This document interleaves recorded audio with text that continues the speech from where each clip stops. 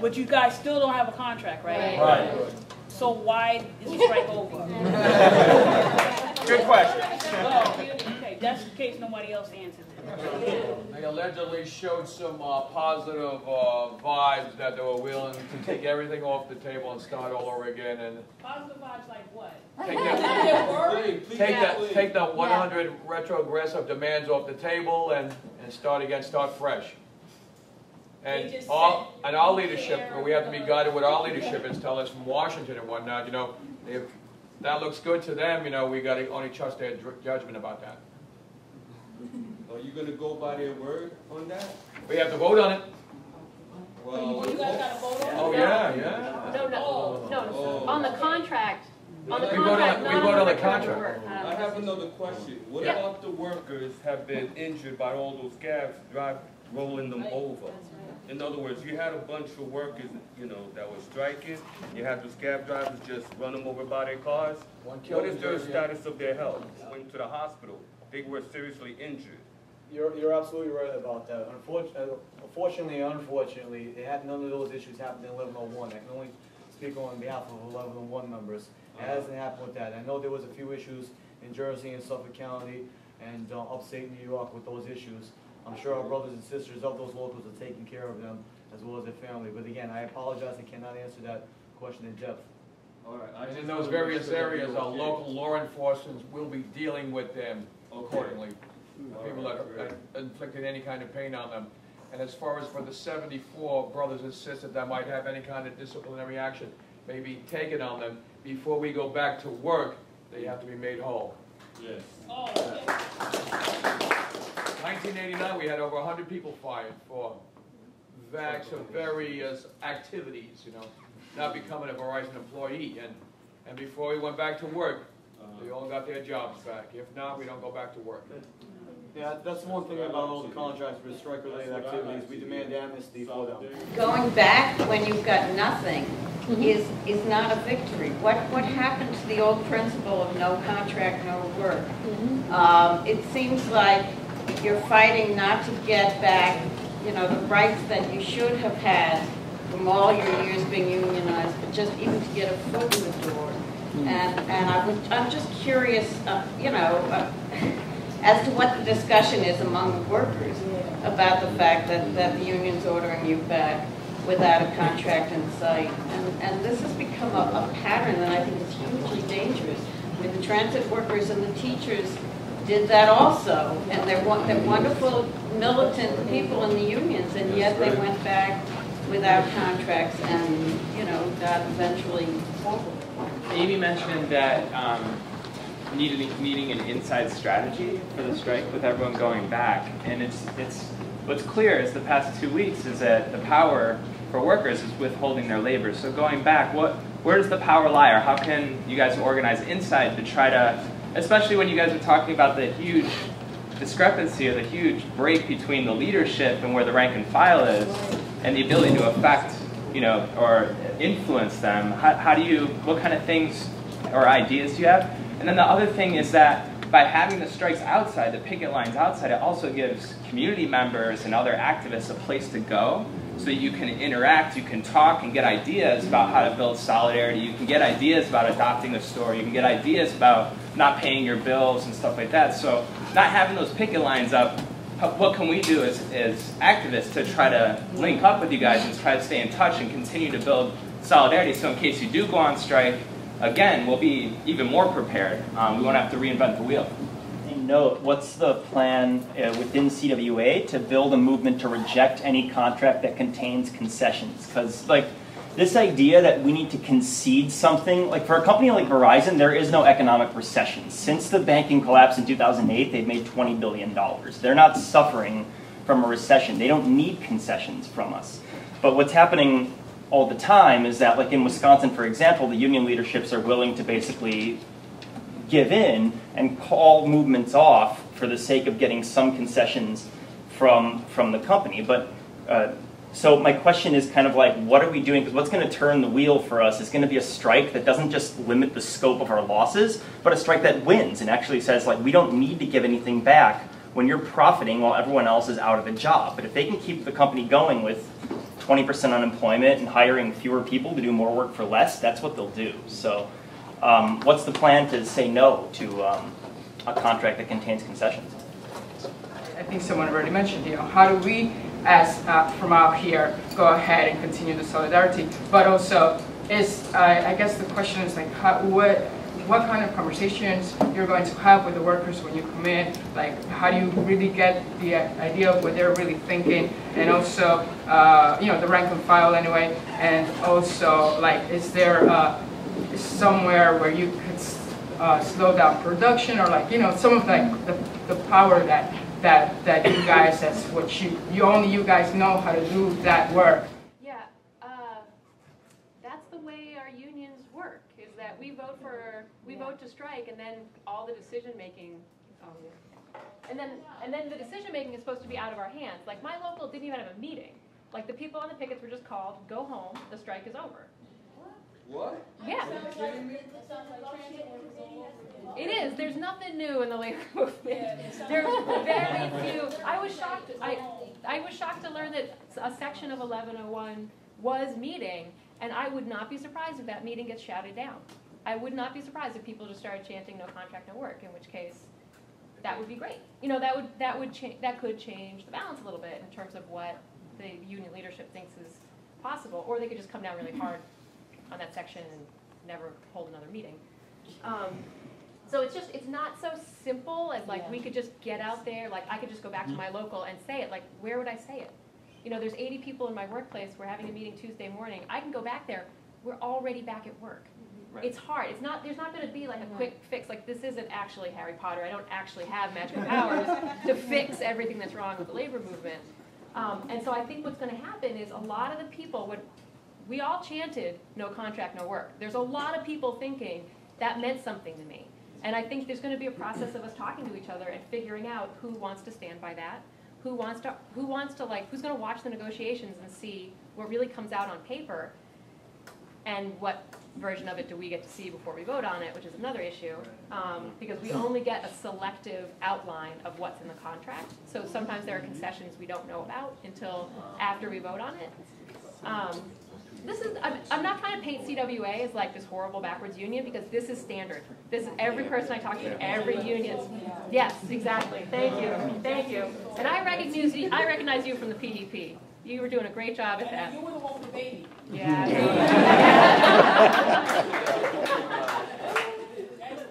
Thank you. Yeah, but people are also scared. I mean, people didn't think, in Vegas, do you guys hear this? In Vegas, they bet on everything. So the bookies were running odds on how long our strike was going to be, and even money was 18 weeks. Wow. People were scared. People were not prepared for this. We had no real contract campaign, at least in my local. There was occasionally someone would get up and be like, we're going to fuck them up, we're going to strike, but they didn't say savings plan, get a roommate, like whatever, sell your car. Like there was not like a real war strategy session for us to win this. So people are a little scared. And so I can see why people would say, you know what, I'll go back and I'll take the overtime, and maybe this time I'll save some money, and if we go out again, I'll be more prepared. But I don't think we'll actually go out again. I would be thrilled if we did, but I think that it's going to be a hard. Now it's an uphill battle. When you're on the streets, it's a lot easier to be militant than when your foreman is following you around in an unmarked car, to be totally honest. So I think it's going to be really, really challenging, and I would think the worst thing that could happen is we get hit by a meteor. But I think it would be terrible if people who are sympathetic to the labor movement take an attitude toward our union of like, you guys, what the fuck are you guys doing? I mean, like, why don't you just stay out? Because this is where we're at. It's not pretty, but this is where we're at. And I think that we have a lot of work to do. I give the rebuilders a lot of credit. And it happens that one of my stewards is a cousin with one of you guys, and there's going to be an election in my union, and I think that there's a little bit of foment where things can start to change, and the experience of the strike is very valuable in that. But there's no magic bullet for this, very sadly. But I also do think that you guys, that the solidarity impacted people in a way that they didn't expect. They did not expect to see people standing up and cheering for us at all, and they loved it and they wanted more of it. And I think that if the injunctions are all off, FYI. So picketing outside Verizon Wireless, I don't see why people can't picket outside Verizon Wireless. You know, especially big public stores. Why would you stop doing that? We don't have a contract. And Verizon Wireless is actually technically part of it because 50 members are, 50 of the 50,000 wireless employees are unionized. So there's no reason there can't continue to be solidarity activity. But I do want to warn against an attitude of like, well, why don't you just walk out? Which I see people take with the teachers too. Like, why don't you just walk out? And it's like, yeah, good luck with that one. You know, it's a long process, and I think there's positive things going in our favor now that we didn't have 2 weeks ago. Right. And I think that's what we should be thinking about. And one thing I like to touch on too is one great thing about this. Last real strike we had was 22 years ago. Right. Yeah. Okay, our kids. When I say kids, I came in guys with less seniority than him. Okay, they didn't know what it was like to go into battle. You know. Right. So now some of us more senior guys will know that one day when we leave, okay, that they are war-worthy now. And also, you know, it was great to be out there, you know, because you got to, I bonded with 800-900 people in my building, you know, and it's phenomenal because you see them in the hallways, on the elevators all the time, how you doing, you know, but now you got to know them, you know, which is fantastic. And as far as when we go back to work, do you think anything will get accomplished? The first week we'll be standing around by the water cooler and saying what a great experience it was. The second week we'll be resting up. The third week will be trying to remember how to do the job again. And hopefully by the fourth week, if we have a contract, maybe we'll start working then, you know. I mean, our biggest fear for them was to lock us out. You know, lockout would have been great because if they locked out and hired permanent replacements, we would have got unemployment from the day one. So we would have been making mad money then.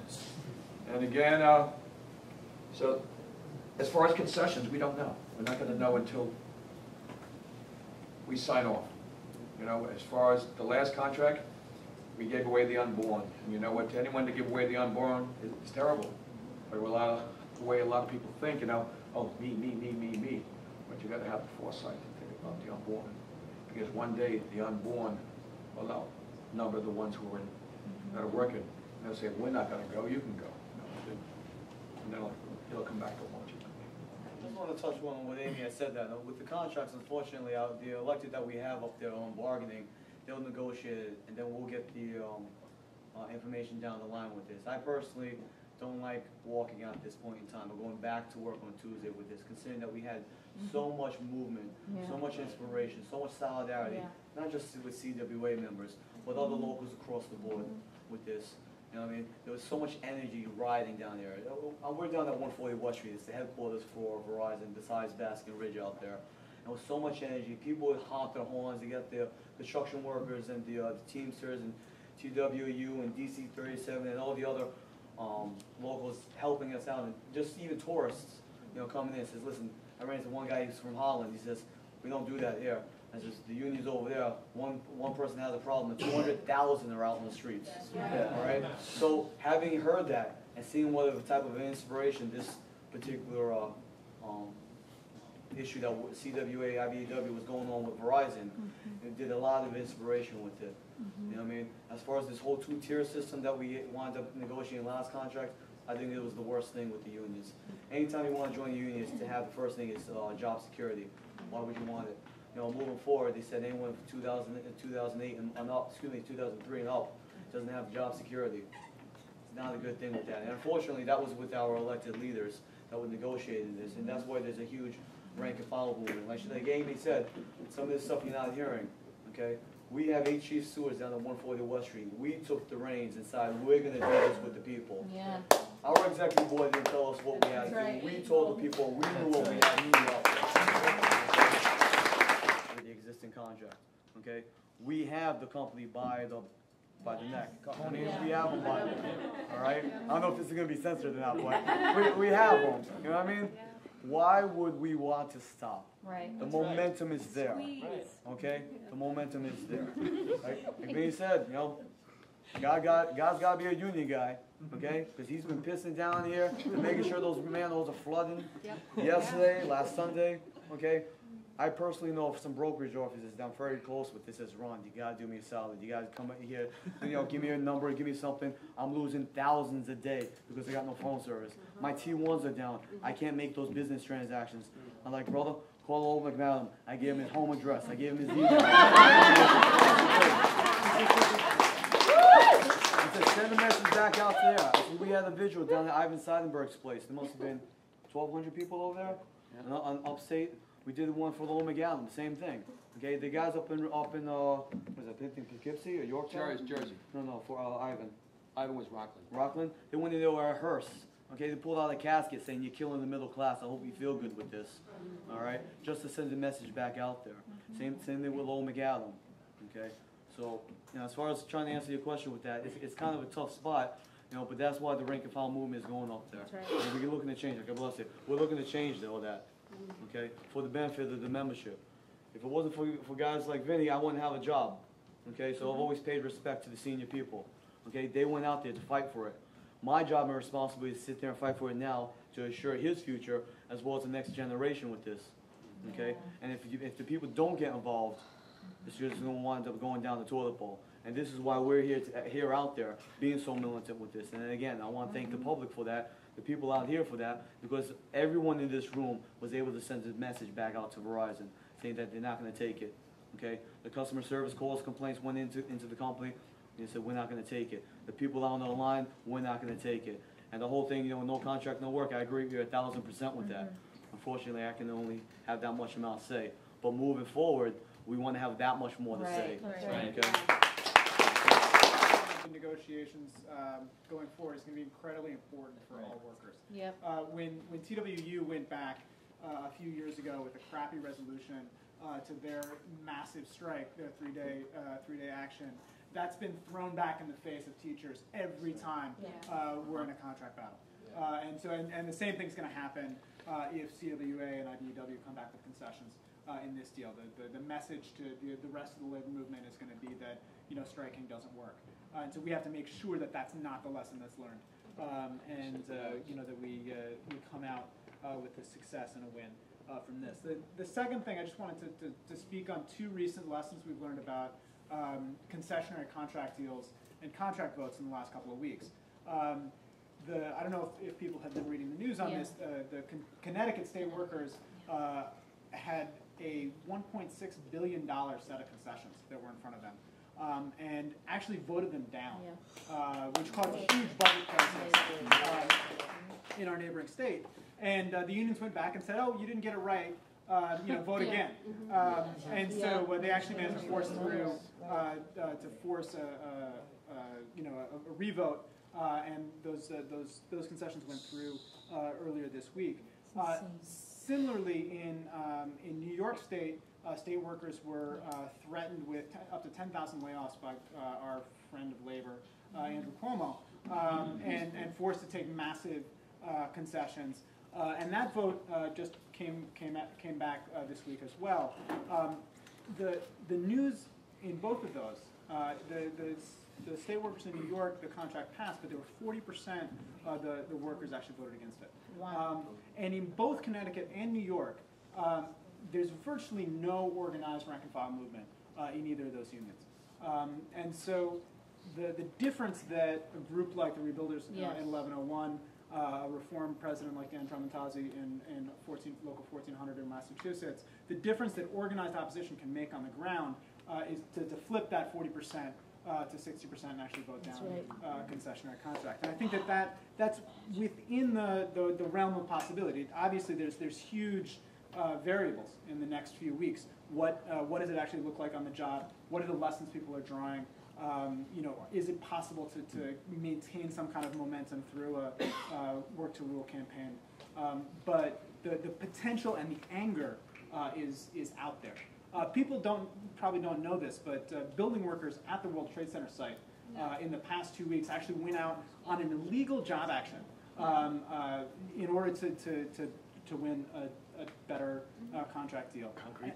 Concrete workers. And that's the kind of thing that there's percolations that are happening where the mood is out there that an organized movement, an organized network can actually take advantage of. I just wanted to thank GEM and all the other teacher groups that were part of this, because I mean, it's like, to me, the first time this solidarity is happening with, you know, a private sector workers. I mean, it's just phenomenal. So I think that, you know, there's a lot of lessons there. I think when I got the email that the strike was, you know, over or postponed, one of our teacher members was on the picket line 181st at the Verizon Wireless over there. She said, "Oh, that's sad. It's too bad." So I said, "Well, wait a minute, but there's some relationships there, you know, and hopefully that we can build on those." Because I think that the camaraderie is, you know, just by showing that, and you say that you're a teacher now, there's such, you know, warmth between us, and I hope that continues. A lot of us here have been part of we're part of the Stella Doro campaign as well. And I think that if it wasn't for the community component, because that union was not really doing the work that it was supposed to, the same way with our other unions that we've mentioned before. It was powerful. There was the HBO movie. I didn't see it, but I heard about it. But the community component was pretty much truncated from the movie, from what I heard. But I just wanted to say that there's potential for this unity between us. On a community level, I was talking to people. I live in a cooperative in the Bronx, Amalgamated, and people were saying, "Well, what, you know, where's the picket lines? Where's the picket line?" I had a hard time finding them, other than the standard, you know, workplaces that you have. But then they were saying, "Oh, the same day I went to the Bronx one, they told me there was another one on Fordham and the Concourse at the wireless there and all the wirelesses." So I think that communication can be better because, with the collaboration, we can improve that. And I was just saying, between the unions that are represented here, you know, we've been in solidarity, and maybe we can build on that and cross-fertilize it, because the same issues you have with CWA, we got the same crap with the UFT and the AFT locals across the nation, and we have to learn from each other. So if we can continue that at that level, cross unions, and also with the community, that would be phenomenal, because I think it would precipitate just a whole bigger movement that we need. 37, and I appreciate the fact that DC 37 allowed you to use the building, but there was no formal, informal letters, any emails, anything coming out to support the Verizon strike. I came out on my own because I understand the need for solidarity. Unfortunately, the union leadership at DC 37 is the same.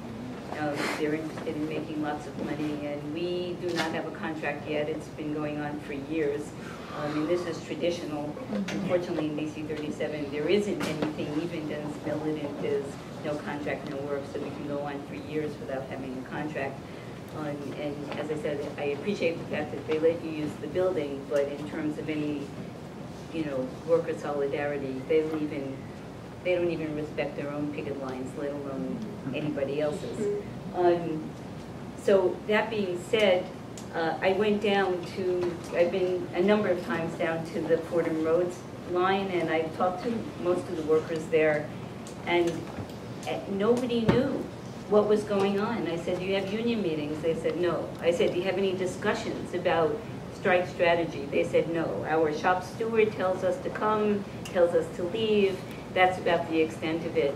And, you know, I'm hoping that the people who you represent, the rebuilders, are not going to follow the strategy of the CWA, because all of the leaderships of the unions are out to make concessions and not out to develop a real strong working class fight back. And so there was in the TWU in San Francisco had voted down their contract twice, and their union leadership ended up shoving through a concessionary contract anyway, even though the workers voted down the contract. So I'm wondering, then, when you go back, and I think that it's really, for all the things that people were saying, I think it's really unfortunate that you're going back to work, because that is a concession as it is. I'm wondering whether you're going to build a strike committee inside while you're, negotiating, because it's clear that your union leadership is not going to develop any sort of fighting strategy or any strategy to make a successful strike.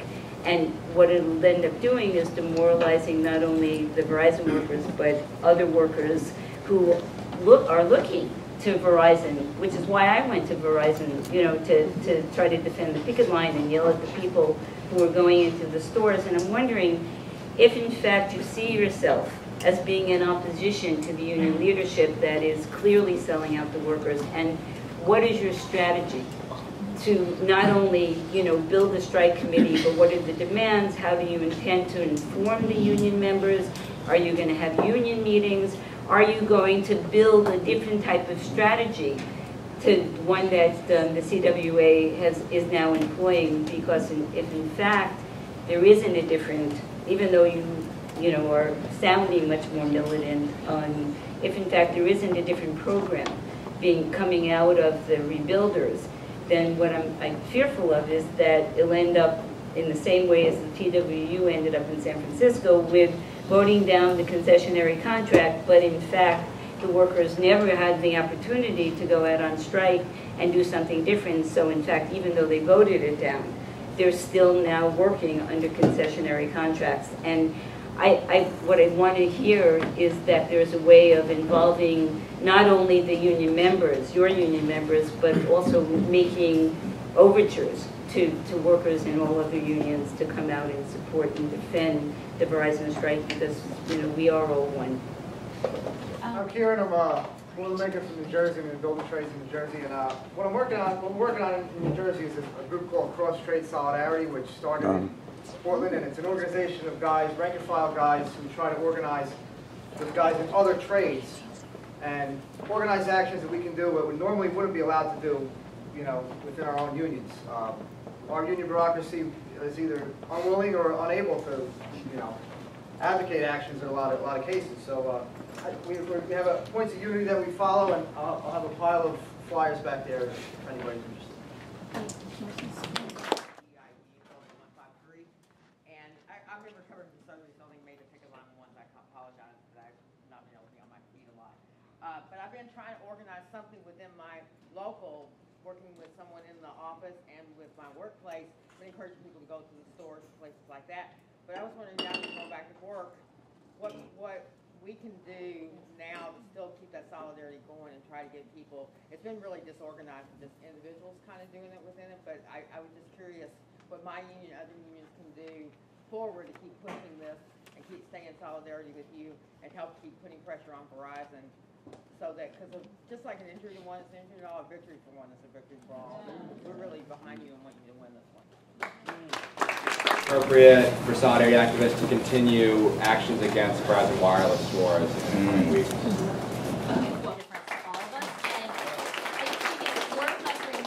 What a vicious anti-union country we live in. Not like people in the country, but the laws are totally against us, the government's totally against us. I didn't see Obama walk in a picket line or anything like that. And so there's so much... Can I tell you a funny story about that? Yeah. We had a picket line Friday night and he was coming into the city. We had to get off West Street to get up to Barclay. Mother... He's a friend of Labor, and he said in one of his campaign he was going to walk with Labor. Right. Instead, he's having his convention in a right-to-work state. But I think just like the stakes of what's going on, the state. Sorry, who can Oh, really? Yeah. Sorry. The stakes of what are going on is so important, and I think the bravery and the courage of what it took. I mean, I talked to someone who's an experienced labor solidarity activist like 2 days, I think the night before the strike started, about like how do we begin to support, do strike support work, blah blah blah. They're like, I don't think they're going to go out. I mean, that was what most people thought. I think probably most Verizon workers thought that, until you suddenly show up on a picket line and see all that anger. And I think in some ways people need to go out and need to fight for us even to see that exists. And someone talked earlier about like, let's not let what happened in Wisconsin happen here. And I think that's really true, because it's tragic what happened in Wisconsin in terms of the missed opportunity. But also Wisconsin wasn't just nothing. I think that Verizon happened partially because Wisconsin happened. People voted down that contract in Connecticut because Wisconsin happened. Same thing in New York. That's I think you feel all these places where there could begin to be a breakthrough, and then there's people doing stuff at the molecular level, and then there's just the sort of spontaneous, like, we're not going to take it anymore. And I think that we have to kind of embrace and go with that. And so I think sometimes there's this sense of, like, if only the leadership, if only the right leadership was there, if only the right leadership could do things, if only 1101 was in charge. And, like, we need a better leadership, and we need to fight for that. But it's also about people beginning to rebuild a sense of confidence. And I think that the last 2 weeks partially began to do that, and it set a new stage and it set a new marker. No matter what happened, what you guys did wasn't for nothing. It was for you guys, but it was also for all of us, and I think that that's really, really important. And I guess I wanted to echo the sentiment about what can we continue to do, because it seems to me like, I mean, a strike support committee with no strike doesn't make a lot of sense, but maybe a contract solidarity committee with Verizon that does bring together teacher activists, labor activists, people in different unions, where we could have like some kind of schedule of tickets, where we could be in communication, and we could be positioned to go out more and do, fundraisers or whatever it is we need to do. It just seems like there's a lot of momentum there that we could continue. And I think that maybe with that sign-up sheet going around, maybe we should sort of formalize some of that coming out of this meeting. So just thank you very, very much, because I think that your future is our future is your future, and I think that that's what we see. I think we see the beginning of that turn. As that union is, we get very little say about how it's run. I'd rather be in a union than not have a union, because you can't do anything. You can't do anything. You just get fired, and that happened to me too. And I feel like, I fought 5 years to get a union in my place. As bad as it is, it's better to have one than not.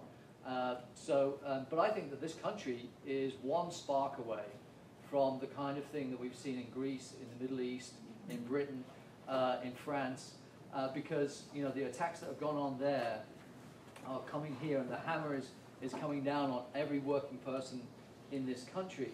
And I've been on a lot of picket lines, not maybe as many as I'd like, but a lot, enough to know the difference between, years ago it was always about greedy workers and the unions and whatever else, and being on this set of picket lines this time, it's so totally different, where absolutely everybody in the public is so behind. There's so much support. I mean, obviously you know it even better than I do, that the entire working people of this country, and I went to Wisconsin too, and you could see it there. I've never been to a town where everybody, the signs, I am pro-union, I love the union, we need to fight. It was like an occupied city by the workers of the country, which was like so exciting to kind of be part of. And so that's an ongoing struggle. And what Jem was saying is absolutely true. People learn through this process of actually doing stuff, right? And so whatever goes on between now and when there's actually a contract, and what comes out of that contract, we learn a lot of things that will stand us in good stead and help us organize for the future. Because when you look at the amount of money that Verizon has made, this is not an economic strike, right? It's not like they're facing difficulties. This is an overtly political strike. So what they're trying to do is take their chances while they can. They've seen what's going on in Wisconsin and so on and so forth, and they want to make sure that they're set for the future in terms of breaking the union now. And so that means that really raises the stakes, because we have to address it politically as well as economically, and recognize that this is about a massive new onslaught on working people when unemployment is already 10% officially and more like 17 or 18% unofficially. And so I think that it's about taking that kind of idea and building up rank and file organization. I just wanted to say the same thing. Thanks so much for helping be that spark that is going to ignite the country into a war where working people will eventually win. You and just all union brothers and sisters here in New York. And also Murphy Institute, they're on 43rd Street, And if you show up, you go, and you get educated, that's danger. That's even danger for our own unions, Union leaders don't like smart guys or people. And basically what happens, you get blacklisted because you decided to go to college, and become something and think outside the box, and that's how we stay strong. But as far as with us, we have a website, Rebuild 1101. That's how you can get in touch with us. We're an offshoot of the main union because we dare to think different, and we care. And the only way we're going to survive anymore It's just not my union, it's not just your union or your union. We all got to come together as one. Attack on one is attack on us all. And if we can continue to do that, we will win. Right? So we have to fight for the middle class, and we got to continue to fight for the middle class, and at least it'll stay strong here in New York and whatever other state decides they want to stay and fight. If you want to become one of those work for less states, go move down there. But as far as the Northeast, we're going to stay around. I just want to touch real quick on the young lady from DC 37 about what we're looking to do moving forward. There. Number one, if you could do me a favor, just tell me which Verizon Wireless store on Fordham Road you went to. I'd appreciate that, because those are union brothers up there from 1101. One of the big things about that is that there was always this boundary between the Bronx and Manhattan through 1101. The rebuild movement broke down that wall, just like we did a few years ago with Verizon Business and Verizon Core. We were able to break down that wall to make sure that we were equal across the board. For whatever reason, going back, years ago, there was always this division between Bronx and Manhattan through local 1101, and we wanted to stop that. We didn't want this division, so the rebuild team did break down that wall, and we became one in that. So if you could do me a favor, just let me know who it is, because we want to educate the people out there, to let them know why they're out there on the picket line, why they're educating the public, and why they're doing this. The second thing about that is, if anyone's interested in what we would do differently from the current executive board, 13 of our executive boards, 11 of them are retired. Okay, they do not have the same interests of the active employees. Vinny and myself, we're active. Okay, I would not expect any member that I represent or any other member through our 1101 to do something that I wouldn't do. I put my neck on the line because I give a darn. Okay, I ask them to give a darn about their own job as well. So that's the big difference in regards to it. Those executives that we currently have on the executive board, they're retired. Okay, they don't have the same interests as the active employees, unfortunately. Okay, and this is why there's a big Rebuild 1101 movement going on, and all the locals are looking across it, okay, to see what's going on with this. Because not for nothing, I can't stand to hear, as a union member, people bitch and complain in this room saying the lack of support that they're getting from their unions. Okay, it hurts me as an individual knowing that I'm putting in, especially the last 2 weeks, 12, 15 hours a day to fight for my job, and see the type of support that we're getting, and hear, I wish my union was like you guys. That hurts. It bothers me for that. So if anybody's interested in regards to what we would do differently, I got my business cards up here as my personal email address, my personal cell phone number, and what the Rebuild 1101 movement is looking to do moving forward with it. We want to be transparent. We want to be out there. We're going to be democratic with the people. Okay? If somebody voices their opinion, we're not going to shut them down. I want to know what you feel. Okay? I want to know what can I do to help you out. Okay? I got brothers and sisters within 1101, within other CWA organizations that call me for advice. Well, how come you're not calling your business agent? He sucks. She sucks. Okay? I'm tired of hearing that. Okay? So if I can do anything to move forward with another person, I'm going to do that. I do a lot of volunteer work. Okay? And I think that was one of the big things that got me involved with this, because of the volunteering, because you go out there, because you actually want to genuinely help somebody with nothing in return. Okay, we're human beings. You see somebody out there that can use a dime, you help them out. Someone's got a flat tire, you help them out. What does it cost you? An extra few minutes? You give back to somebody. And being part of a labor movement, you want to give back to the people. You want to get them involved with this. Okay, so again, I appreciate you guys coming on out here. So, whether that's in the form of privatization of the public sector, or in terms of the concessions that the folks in CWA are looking down the throat of at the moment. And I think, I'm looking forward to working hand in hand over the next, months, to be able to build those kind of connections that can take that fight forward. We can't do it unless we're fighting both for union democracy and following the militant example that our brothers and sisters of Verizon have set for us in the last 2 weeks. I just want to say something about work to rule, because my local, we've done some work to rules. We've reduced productivity by 50% and job actions for weeks at a time. And then we had our union leadership come down and tell us we did nothing to support our brothers and sisters we were fighting for. So that's the kind of situation we're in, where even when people do the right thing, you wind up feeling so frustrated that you don't get the respect you deserve for doing it. And now I think that all the stuff we're talking about union solidarity and rank and file stuff, I think it's taken a gargantuan step forward. And it's like you do the slow work of arguing with people and having lunch with people and talk to people day in and day out. 11 and a half years. I was in a reform movement 8 years ago that went nowhere, and all the people that were the backbone of that movement retired or got fired. And so it's like it's kind of a new crop of people that have come to the surface this time around. But it happened a lot faster during the strike than it happened in the preceding years. And I think that that's something we can't discount, is that there's a little bit of foment, there's an opportunity now, and that it's important to move on. And I gotta say, you know, I see Christine sitting over there with the TWU shirt. I learned so much from Take Back Our Union and coming to your meetings when you were not in office, like for years, coming to the Women's Caucus meeting and coming to this meeting, trekking in my work gear on a Wednesday afternoon and sitting in the, what is it, that foundation, North Star Foundation. I learned a lot from you guys, and you guys are now in office, and I think that it does, I mean, it's so, I've been invited, I think I was invited to 3 different TWU things this week to come and speak to.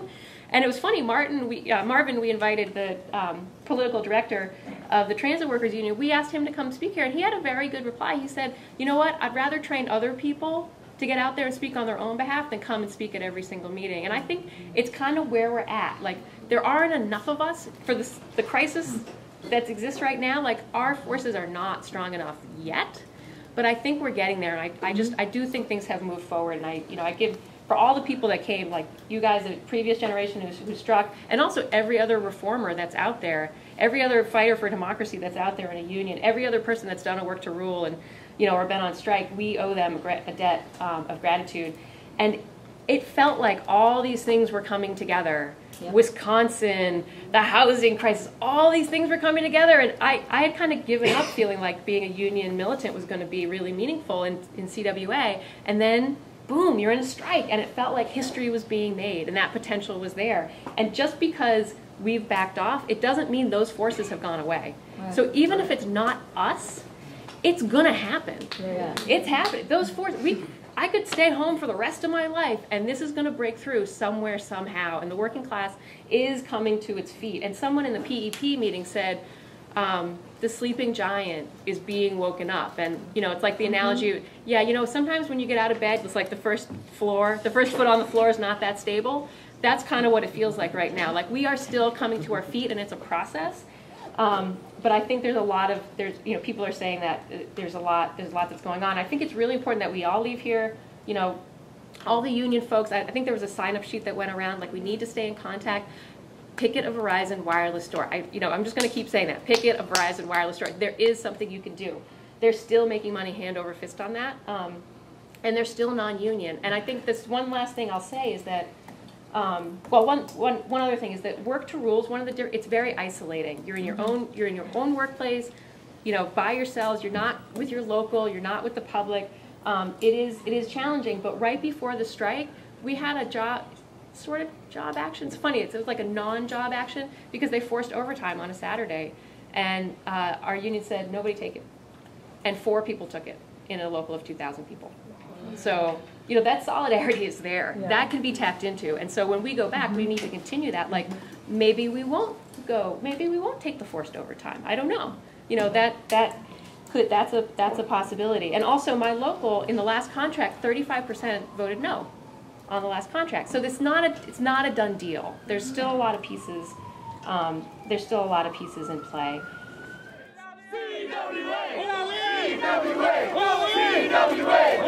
CWA!